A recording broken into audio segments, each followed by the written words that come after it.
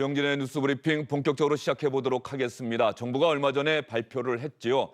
긴급 재난지원금 코로나19로 인한 경제 위기 상황 극복하기 위해서 소득 하위 70%에게 4인 가구 기준으로 100만 원을 지급하겠다 이런 방침을 밝혔고 구체적인 지급 대상은 이번 주 중에 그 기준을 발표하겠다고 이야기를 했었는데 정치권에서 다른 이야기가 나오고 있습니다. 70% 이렇게 구분할 것이 아니라 아예 모든 국민에게 주는 것이 필요하다. 이런 이야기가 여당은 물론 야당에서도 나왔는데요. 먼저 여당 민주당의 이해찬 대표의 이야기 한번 들어보도록 하겠습니다.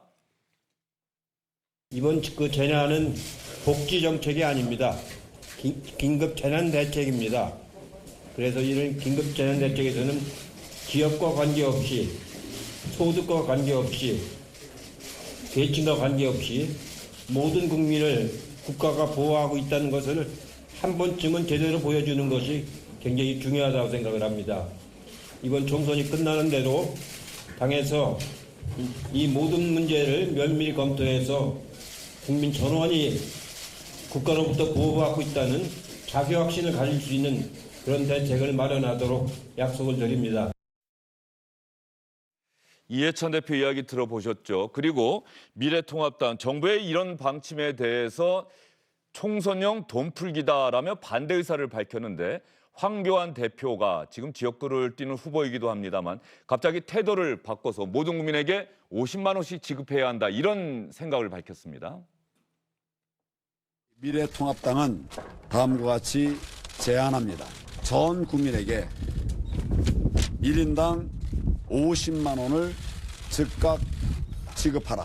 필요한 25조 원의 재원은 512조에 달하는 2020년 예산의 재구성을 통해서 조달하라. 위의 제안을 수용하는 경우에 미래통합당은 즉각 추경 편성 등 정부와 여당에 협조할 것을 협조하겠다는 약속의 말씀을 드립니다. 여러분은 어떻게 생각하십니까? 세 분과 함께 이야기를 나눠보도록 하겠습니다. 윤태곤 도모아 정치분석실장, 장성철 공론센터 소장, SBS의 윤춘호 논설위원 나와 있습니다. 어서 오십시오. 윤춘호 의원님. 네. 황교안 대표가 하루 먼저 이야기를 했고 이해찬 대표가 오늘 그 이야기를 이어서 이야기를 한 거네요. 그렇습니다. 그러니까 처음에 긴급 재난소득 관련한 이야기가 나온 것이 김경수 경남지사 이야기 시작이 됐죠.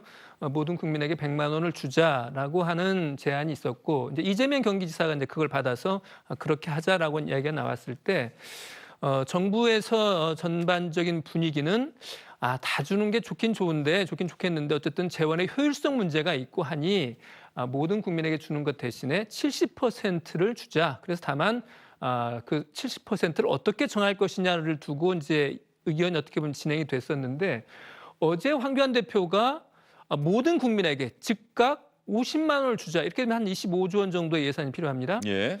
이렇게 이야기를 하고 나왔고 그다음에 이제 이해찬 대표가 오늘 이제 부산에서 열린 선대위에서 모든 국민에게 국가로부터 보호받고 있다라고 하는 기분을 느낄 수 있도록 전원 소득이나 이런 거 상관없이 주도록 하자라고 하는 이야기가 나와서 어떻게 보면 모든 국민에게 재난소득을 주는 것으로 어떻게 보면 굉장히 빠르게 물꼬가 이렇게 흘러가는 방향이에요. 흘러가는 방향이라서 앞으로 다만 이제 액수랄지 지급 시기랄지 이런 것들에 대한 논의가 좀 더 필요하겠습니다만은 국민 전원에게 주어지는 기본 재난소득 이것이 긴급 재난지원금. 그렇죠. 긴급 재난지원금 이것이 이제 현실화될 가능성이 높아지고 있는 그런 상황입니다. 이게 이 선거 전 와중에 갑자기 여야 대표의 입에서 이런 이야기가 나왔다라고 하는 것은 정부가 지난주에 밝혔었던 소득 하위 70% 누구는 받고 누구는 못 받느냐 이 논란이 혹시 득표에 방해 요소가 되는 건 아닌지 뭐 이런 우려들이 작용한 건 아닌지. 득표에 대한 이제 정치적 계산들도 있었겠죠. 그리고 대중적인 논쟁 지점을 보면은 방금 말씀하신 대로 누구는 받고 누구는 못 받고 이런 논쟁이 있는데 그 위에 사람들이 기저에서 공감되는 지점이 이번에 이런 건 할 수 있는 거 아니냐 사이에서 세부적 논쟁이 대중들 사이에서 벌어졌지 뭐 재정 건정성이 문제가 있는데 이게 말이 되냐라는 식으로는 논의가 별로 전개되지 않았다는 거예요. 그게 이제 해외에서 워낙 뭐 2,000조, 뭐 몇백조, 뭐 이런 식으로 몇백만 원, 우리보다 훨씬 더, 물론 선진국들이 주로 그렇습니다만은 많이 나오는 마당이고, 워낙에 이런 사태는 추유의 사태이기 때문에 지원은 해야 된다라는 데 대한 사람들 심리적인 그 경계선 많이 무너져 있다. 그렇기 때문에 정치인들이 말하기가 부담스럽지 않았을 것이고, 또 통합당 입장에서 볼 때는 김종인 위원장이 한번 이제 총액 100조에 대한 이야기를 한 적이 있었지 않습니까? 그 부분이 있었고 또 좀 득표 전략이 분명히 깔려 있었겠죠. 그리고 민주당 입장에서 볼 때는 지금 두 가지가 있을 것인데, 통합당은 그동안 재정 건전성이라든지 이런 걸 좀 강조해온 보수적 입장이지 않습니까? 그런데 그 통합당에서 먼저 이 이야기를 하니까 사후에 정치적인 부담을 덜게 된 거죠. 재정 건전성이라든지 이런 부분에 대해서는 같이 책임지는 거 아니겠습니까? 부담을 덜게 된 게 첫 번째. 두 번째로는 지금 제가 볼 때는 민주당이 분위기가 상당히 좀 좋은 편이죠. 그렇다면은 이런 이슈들에 대해서 충돌해서 갈등을 일으킨 것보다는 흡수하고 상쇄시키는 쪽으로 가는 것이 선거 전략에는 괜찮다, 이런 판단이 있었을 거예요. 예, 저도 어제 식당에 갔는데 한 8분이 제 옆자리에서 이야기를 나누고 계셨는데 바로 이 긴급재난지원금 관련 이야기를 8분이 아주 진지하게 토론하고 있더라고요. 어디 가나 그렇습니다. 예. 당신은 받느냐, 나는 받을까. 그렇죠, 그 그런 얘기죠. 생각이에요. 근데 이 부분에 대해서 미래통합당과 황교안 대표는 지금까지는 포퓰리즘에 의한 매표행위다, 이런 게 공식 입장이었습니다. 근데 갑자기 말을 바꿨습니다. 이것은 비상 응급 조치다, 이런 식으로 말을 바꿨는데, 공당이 어느 정도 말을 바꾸려면 그 정도의 합당한 이해와 설득을 해야 됩니다. 근데 갑자기 선거를 앞두고 우리는 반대한다라든지 아니면은 70%로 주는 것은 상당히 옳다라고 선별적 복지에 대해서 찬성을 하는 순간 못 받는 분들에 대한 표가 날아갈 겁니다. 예. 이미 이제 본물이 터졌어요. 이제 이 현금성 복지, 현금성 긴급 생활비를 주는 것은 이미 본물이 터졌기 때문에 이 부분에 대해서 다른 얘기를 하는 것은 표에 도움이 되지 않으니 선제적으로 치고 나가자라고 생각을 해서 50만 원 지원을 얘기한 것 같습니다. 여기에는 또 4인 가족의 최저 생계비가 185만 원입니다. 그러니까 가구당 100만 원 주는 것은 큰 도움이 안 되니 1인당 50만 원씩 주자라고 입장을 바꾼 것 같습니다. 예. 민주당 이해찬 대표는 전 국민에게 지급하자라고 하면서 구체적인 액수까지는 아직 이야기를 안 한 거죠? 그렇습니다. 그 예. 액수는 안 했고, 오늘 이제 이낙연 대표가 황교안 대표하고 이낙연 토론- 선대위원장이요? 그렇습니다. 예. 이제 토론회가 있었죠. 그 자리에서 이런 이야기는 했어요.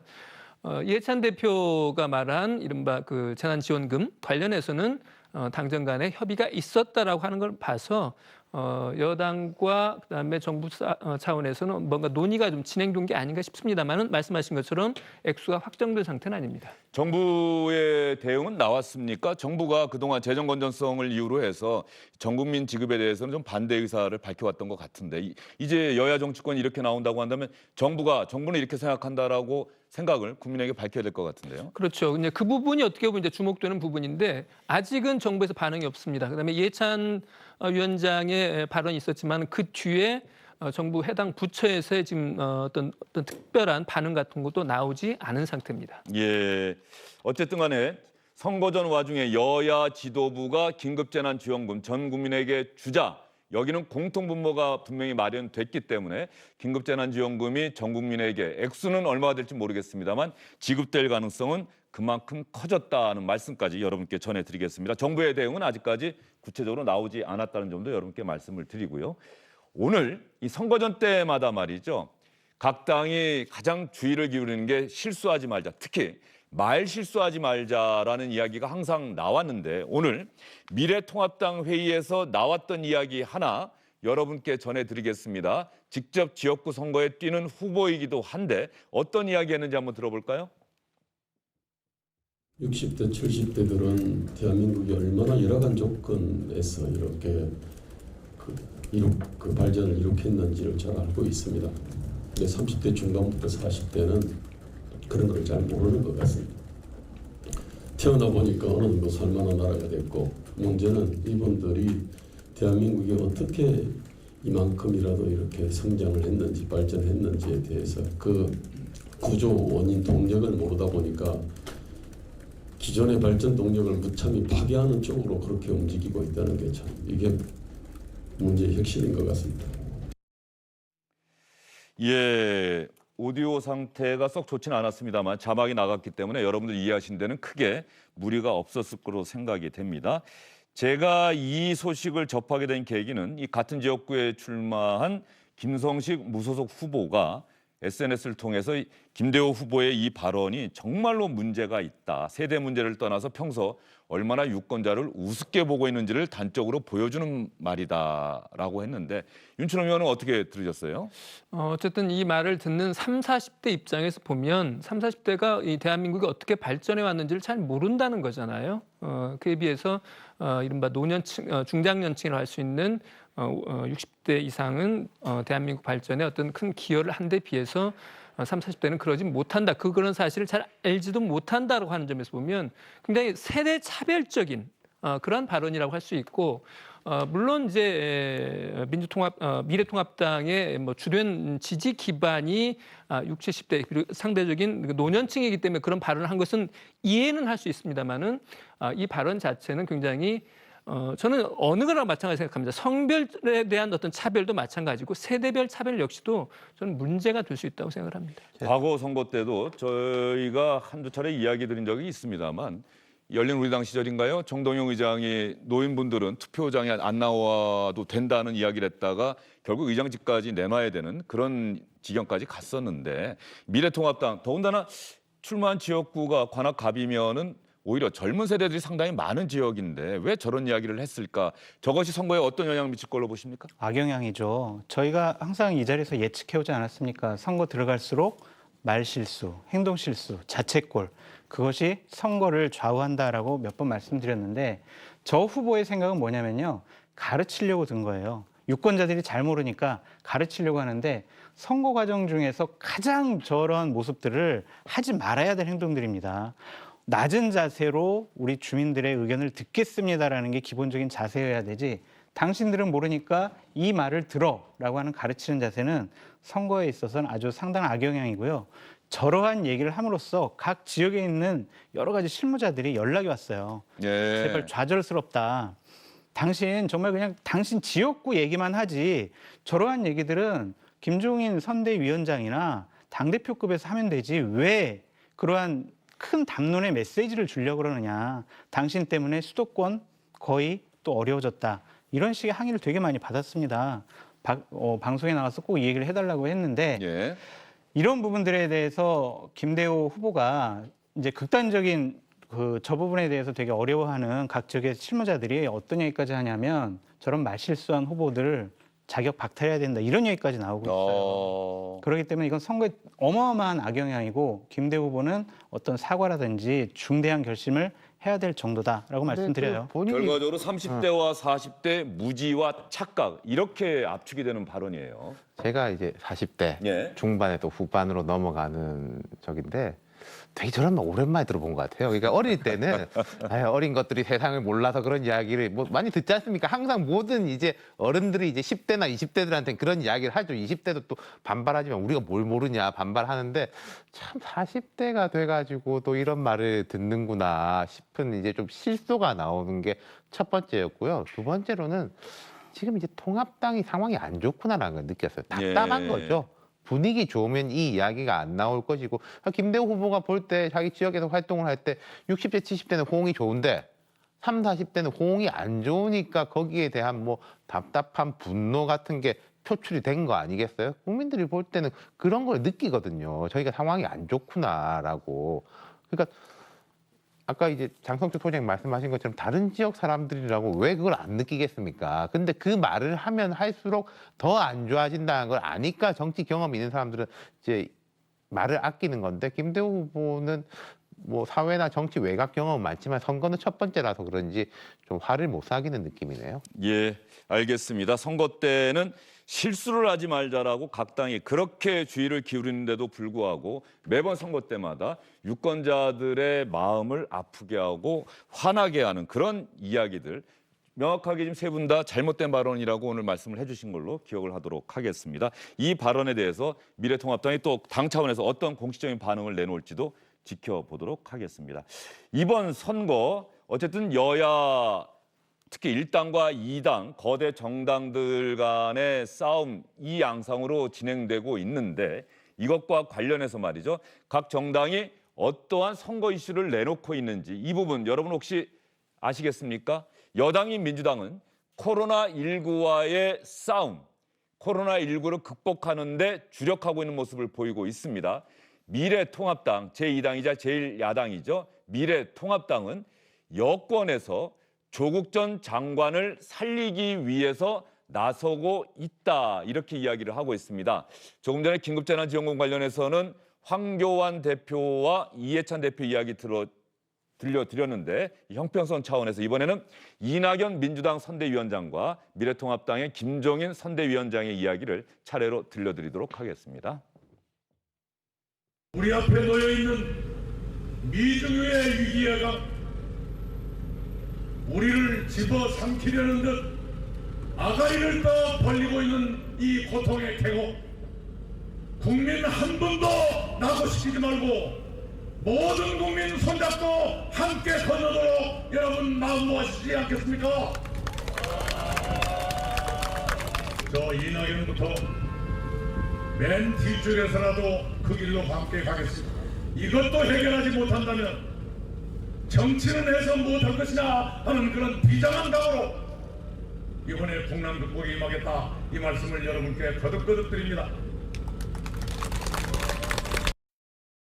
정부가 빨리 신속하게 금년도 예산 조정을 해서 자영업자, 소상인, 거기에 종사하는 참 생계 위협을 느끼는 사람들에 대한 대책을 빨리 강구하라고 얘기를 했습니다.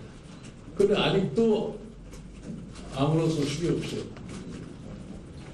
저는 도대체 이 정부가 이 사태를 과연 심각하게 느끼고 있는 사람들이지 굉장히 저는 의심을 갖다가 하지 않을 수가 없습니다. 이 사람들 보고 조국을 살릴 거냐, 대한민국의 경제를 살릴 거냐, 여러분들 보시기에도 무엇이 우선해야 된다고 하는 것은 삼척동자도 다 잘 알 겁니다. 이 정도면은 각 정당 간의 어떤 주장의 대조점이 명확하게 설정됐다 이렇게 볼 수가 있을까요? 그렇죠. 이제 이낙연 선대위원장의 말에서 알 수 있는 것처럼 이 코로나와의 전쟁에서 국민의 생명, 그다음에 국민의 생존을 반드시 지키는 그런 여당이 되겠습니다라고 하는 그런 다짐이죠. 여기에 이제 방점이 찍혀 있는 것이고요. 그에 비해서 미래통합당의 김종인 위원장 이야기는 조국을 살릴 거냐, 경제를 살릴 거냐.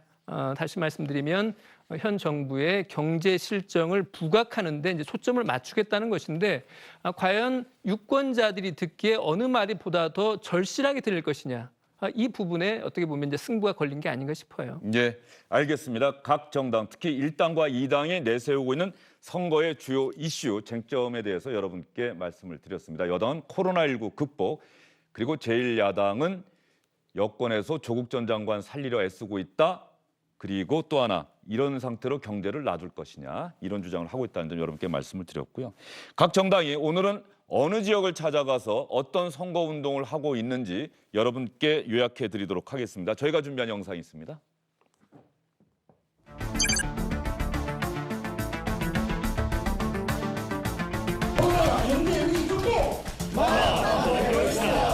부산에서 더불어민주당과 더불어시민당이 함께 부산, 울산, 경남 주민 여러분께 인사를 드리게 돼서 대단히 반갑습니다. 우리가 유사 명칭을 쓰는 그런 당이 나와가지고 여러 가지 우리 지지자들의 혼선을 일으키고 있습니다.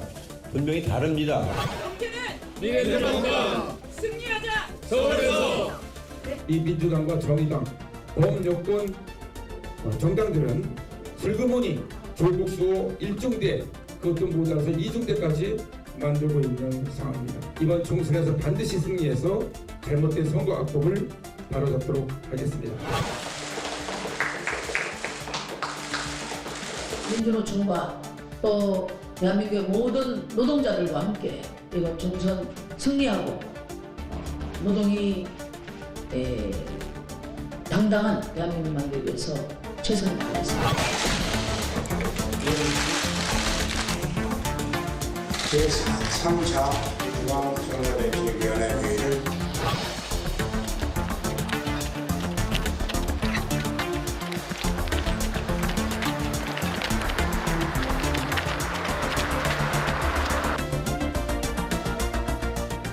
예, 민생당 제3당인데요. 민생당 손학규 선대위원장 이야기 한번 여러분께 들려드리도록 하겠습니다. 어떤 이야기인지 한번 들어보시죠.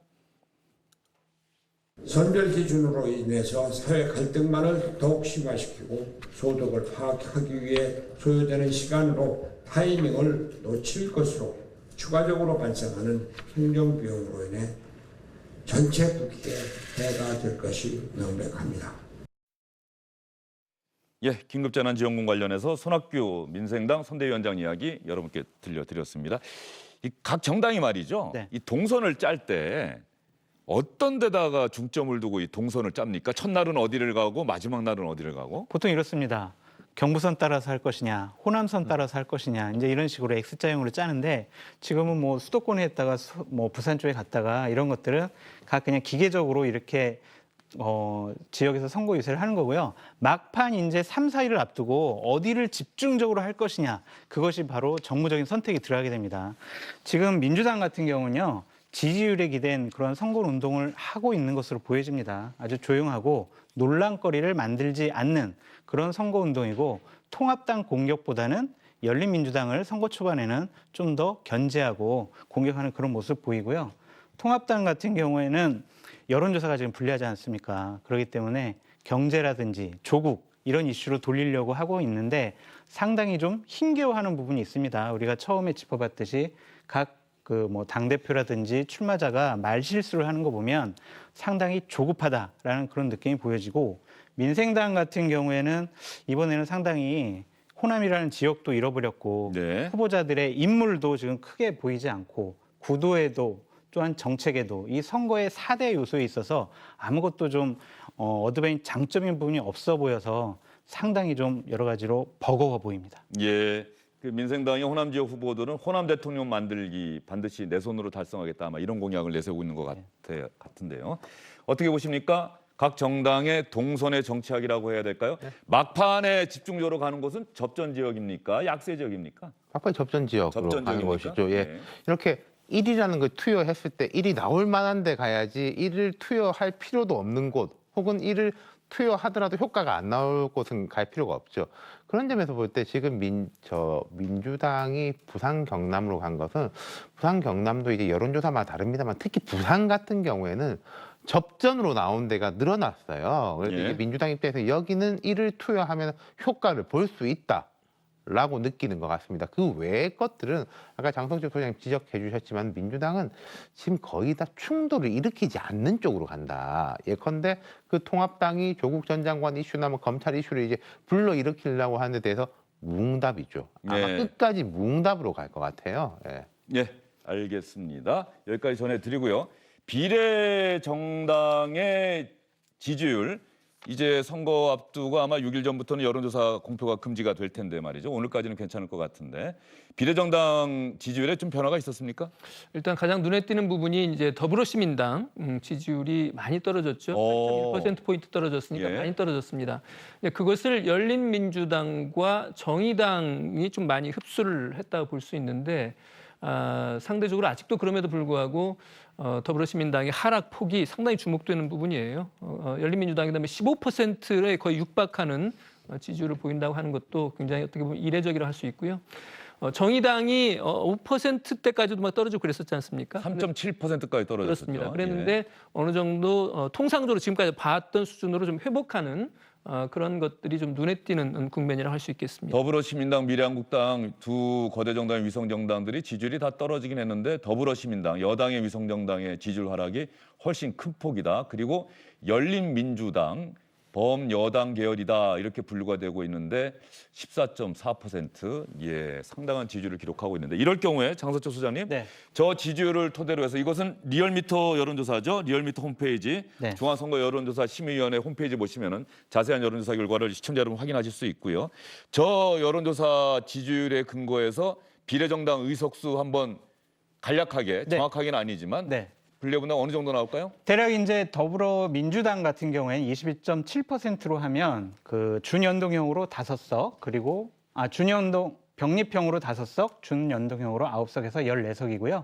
그다음에 미래통합당 같은 경우는 25%에서 미래한국당. 미래한국당 16석 그리고 열린민주당 같은 경우에는 9석을 얻게 됩니다. 그리고 정의당 같은 경우에는 8.5%를 얻으면 5석, 그리고 국민의당 같은 경우에 3석 정도 얻는 걸로 조사됐습니다. 30, 39, 44, 47. 예, 정확하게 숫자가 나오는군요. 이거는 시청자 여러분 대략적으로 계산해 본 겁니다. 이 준연동형 비례제라고 하는 것이 계산법이 대단히 복잡하기 때문에 선관위에서도 이번에 상당히 긴장을 하고 있고요. 선거 다음 날 새벽쯤에 이 비례정당에 대한 득표율 그 결과가 개표가 모두 끝나고 나면 또 정확하게 계산을 해서 발표를 해야만 최종적으로 각 정당의 의석수가 확정된다는 점 여러분께 말씀을 드리겠습니다. 이번에 보여드린 것은 여론조사 지지율에 근거해서 대략적으로 저희가 한번 예측을 해봤다. 이 말씀 다시 한번 드리겠습니다. 세 분간에 여기서 인사드리겠습니다. 수고 많으셨습니다.